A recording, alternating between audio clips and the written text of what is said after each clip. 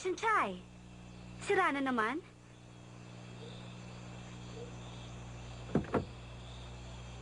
Naku naman, kailan mo mapapalitan ang bulok mo sa sasakyan?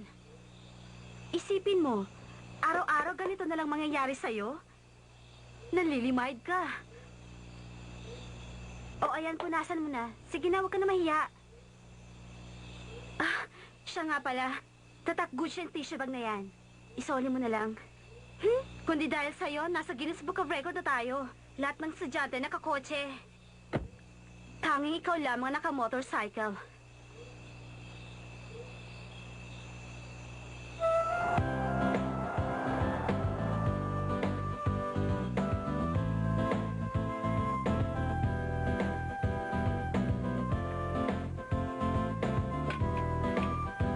Shanchay!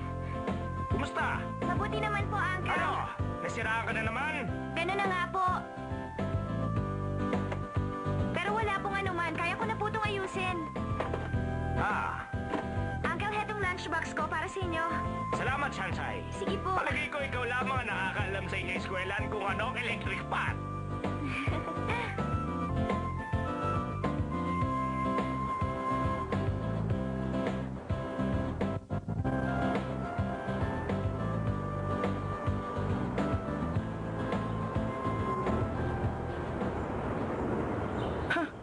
Ano naman kaya maganda sa bag niya? Tingnan mo kung anong meron ako.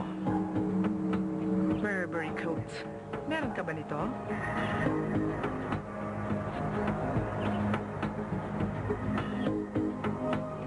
Bihira lang ang may diamond necklace na ganito. Ano? May masasabi ka?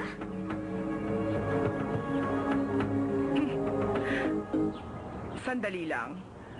Wala ka na ba ibang gamit na dala? Talo ka. Hindi ah. Halika. Pagmasdan mo akong mabuti ngayon. Huwag kang kukurap. Kinaya mong ilong ni Julia Roberts? Pagdaya mo naman, hindi mo ako sinama. Limited quantity lang ito. Good morning, Legion. Good morning. Teka, pinabasa mo ang original textbook? Meron kasi tayong research paper sa economics. Pero sabi ng professor, ito lang ating pag-aralan. Bali, wala naman kung tutuusin. Naisip ko lang, ang professor na tulad ni Franklin, may pagka-istrikto. Kaya naisip kong basahin na rin ang librong ito. Mahirap pumasa sa kanyang klase. Tapos na ako. Siguradong bagsak na ako. Huwag kang mag-alala, madali lang naman yan. Siguro ganun na nga. Ito lang naman ang pinababasa niya, hindi ba? Ang totoo nga niyan, ikaw lang naman ang nag-aaral. Karamihan hindi. Pumapasok lang sila para makipagsosyalan. Pag hindi kotse ang pinag-uusapan, payabangan ng bagong bag. At kung hindi naman, syempre kwento tungkol sa mga bagong damit. Teka, alam mo ba si Chanwi? Nagparitoke siya ng ilong niya. $500,000. $500,000? Hindi na maganda. Kawawa naman sila. Hindi na sila makakapaglaro ng piggy nose. At bakit naman? Kasi pag ginawa nila ito, sasabog ang ilong nila. Shanchay, hindi naman siguro. Kung ayaw mong maniwala, bahala ka. Magparitoke ka rin ng ilong.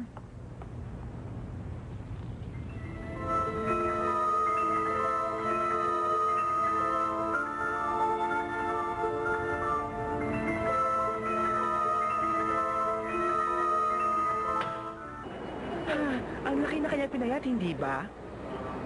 Isang linggo lang yun. Ang balita ko, titigil na. Kung ako naman sa kanya, hindi na ako magpapakita rito. Pababayaan ko na lang mga gamit ko. Oo nga, talagang nakakahiya.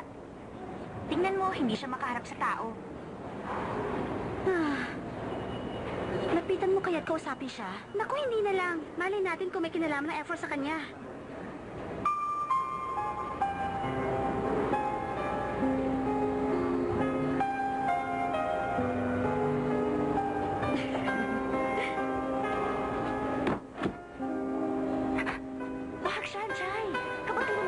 Hindi natin alam kung anong gagawin sa atin ng F4. Pero, alam mo naman, nakatalo ni Asho ang F4 nung nakaraang linggo. Kaya napilitan siyang tumigil sa pag-aaral. Gaano ba kagaling ang F4? Sa palagay niyo ba, takot ang lahat ng tao sa inyo?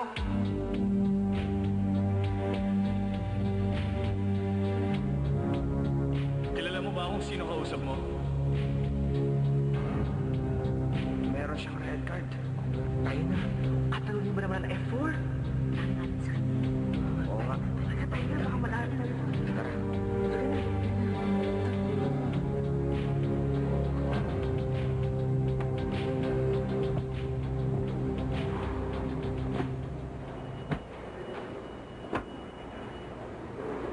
Bakit na naman? Ano nangyari dito? Kasi titigilan sa pag-aaral si Ashu. Titigil? Opo. Ako ang teacher niya. Pinayagan ko ba siyang tumigil sa kanyang pag-aaral? Asyo! Sir, dahil sa F4 kung bakit titigil na siya. Isang kalokohan. Hindi na nawawalan ng black sheep sa eskwelahan. Asyo!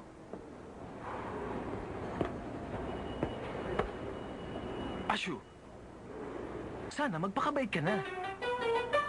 Pagkatapos nito, dapat matino ka na. Sige. Ingat. Sige na, tayo na.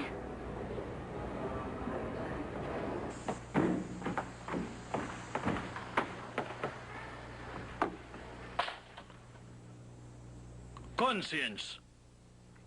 Yan ang tinatawag na moral courage. Yan ang pamantayan ng pagkatao.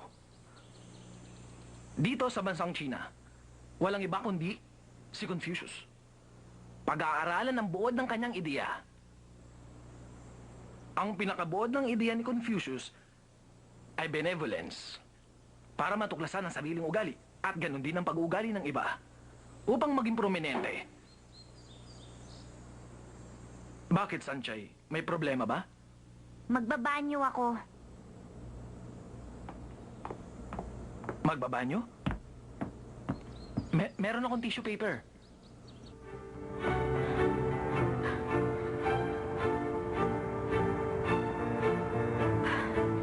Anong klaseng teacher meron ng eskwelahang ito? Pwedeng patigilin ng estudyante kapag napag-initan at siya pa ang sasabihan ng black sheep. At nakuha pa niyang magturo tungkol sa konsensya.